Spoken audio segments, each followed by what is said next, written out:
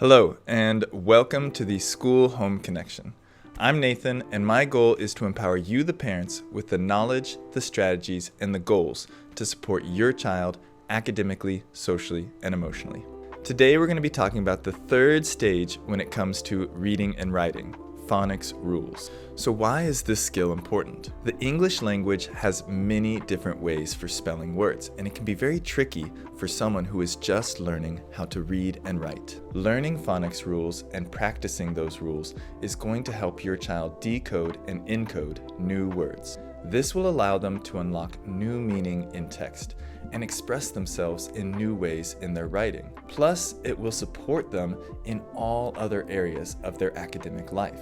And now for the tough part, which is where do you start and what order do you teach these rules in? In the past, I've worked on a team that has created a phonics curriculum for the school. The first things we did was to look at other existing phonics programs and what research says about how children learn phonics to develop a progression that worked for all students. So this is what we came up with. And as you notice at the beginning, it has simpler skills that don't really have as many exceptions or rules, if any at all.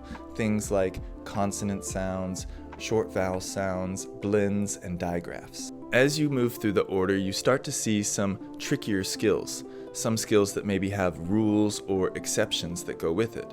Take, for example, adding an inflected ending ed to a word. For some words, you have to double the last letter, like from plan to planned. But for other words, you don't have to double the last letter, like from jump to jumped. Finally, towards the end, you'll see some skills like vowel teams. These can have different sounds depending on the word that they're in, or depending on the tense. Take, for example, the word read or read. Depending on the tense, the EA will make an E or an E sound. In the present tense, it says read with a long E sound. But in the past tense, it says read with a short E sound. It might seem daunting at first to look at this, but understand that children learn these skills over multiple years at school. So it's okay to take it slow and break it down into individual skills. The expectation is not for your child to be able to pick this up immediately. It's going to take time with each skill that they learn. Also note that this is just a recommendation. If, for example, your child sees a lot of ED words in books that they're reading, but they're maybe not quite there in the order, don't shy away from exposing your child to the sounds and rules of using ED. So now for some strategies on how to teach phonics rules to your child. Since this is a language-based skill, when working with your child on a new phonics skill, move through the progression of listening and then speaking and then reading and then writing. Also know that it's going to look a little bit different for each skill that you're teaching, and in the future I'm going to come out with more videos on specific phonics skills. For the example today, I'm going to use the skill of magic E or silent E at the end of a word and how that changes the vowel sound within the word. First, a child should have opportunities to watch and listen someone else model the differences in sounds between a short vowel and a long vowel. Show your child how when you add a silent E or a magic E to the end of a word, it changes the vowel to a long sound.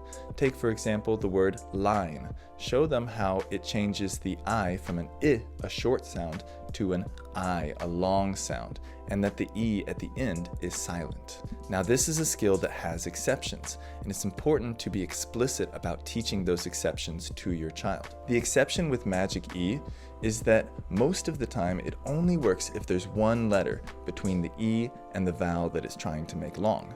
At school, I like to tell the children that the E doesn't have enough magic to make it through two letters. Use words like prince and pride to show this exception. The next step is speaking.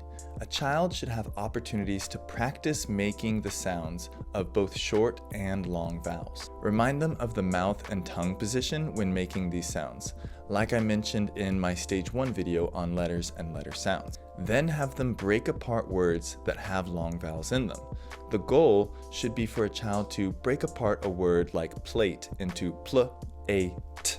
After a child can consistently break long vowel words down into their parts, then work on how you can manipulate those sounds, like I mentioned in stage 2 video, decoding and encoding. Work on switching the vowel sounds within words, like Take the word plate and then change the long A sound to a long E sound, and it becomes pleat.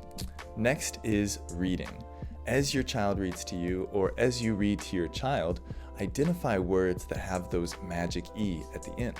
Work with them and support them as they sound out those words. If your child seems to need extra practice with this, it can be great to create stories or sentences that have a lot of magic E words and practice reading those words. It can also help to break it down even further. Maybe just focus on one long vowel sound at a time. So for example, focus on how magic E changes an A from an A to an A sound. Finally is writing. This is where a child can take that phonics skill and use it to express themselves in their writing. I would recommend starting with physical letters, like magnetic letters, letter blocks, or even some creative ways of writing, like writing in sand or writing in shaving cream. Practice just one word at a time at first. Once a child has a solid grasp of how to create words using magic E, then they can start applying this in their writing. At this point, a child should no longer be using inventive spelling for long vowel words. They should be using a magic E to make a long vowel sound.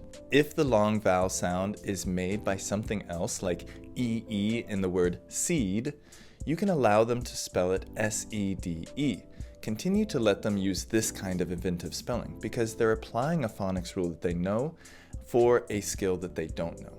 And now for some goals for you, the parent, to make sure that you're staying on track as you work with your child on phonics rules. Goal number 1 is to be consistent. Reading and writing is something that your child should be engaging in quite often. Ideally, during this time, you are reading and writing with your child. Each child is going to pick up different phonics skills and rules at different paces. So spend as much time as you need to until your child can consistently use that phonics skill in their reading and writing. And each time you move through a new skill, be consistent in using that language progression of listening, speaking, reading, then writing. Goal number 2 is to be intentional. The world is full of words. Many of these contain the phonics rule that you're working on with your child. Learn to identify these words and point them out to your child. It might take some time to be mindful of these words, but the more you practice, the easier it will become. And goal number 3 is to praise successes. Learning to read and write is a very challenging skill, especially with how many rules and exceptions there are in the English language. It is important to build confidence in your child. It's easy for children to become self-conscious about their reading and writing. This can cause children to become anxious or even shut down when trying to read and write. Giving praise for the hard work that they put in or for achieving expectations will help them to build confidence so that next time they'll feel more willing to share. As children learn more phonics rules, they'll begin to expand their reading exponentially.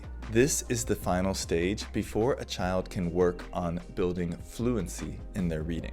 Thank you so much for tuning in to the School Home Connection. I hope you're able to walk away with some knowledge, some strategies, and some goals of how you can support your child as they learn phonics rules. If you found this video helpful, it would help me out a lot to leave a like below. If you have any questions or if you have an idea for a future skill that I can talk about, leave it in the comments. I'm going to read and reply to as many as possible. Thank you again for watching. I hope you have a great day. Keep learning, keep growing. Bye.